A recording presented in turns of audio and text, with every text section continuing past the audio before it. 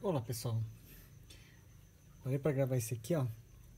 Eu fiquei admirado com o barulho desse motor aqui da Medclip. Vamos acompanhar?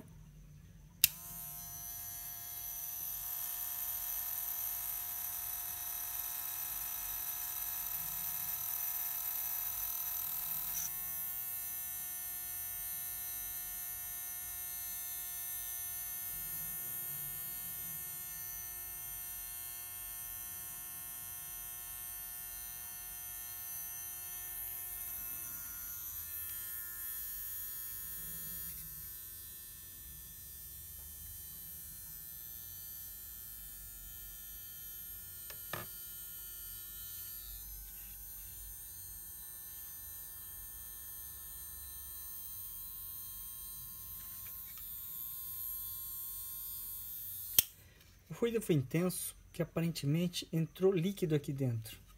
Está muito manchado. Estava bem seco e a consequência foi isso.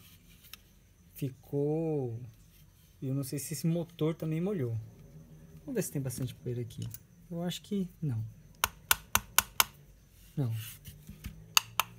Ou seja, é relativamente novo. Então, uma dica aí, ó. Lubrificação no eixo da linha sem fio da Medclip Cordless.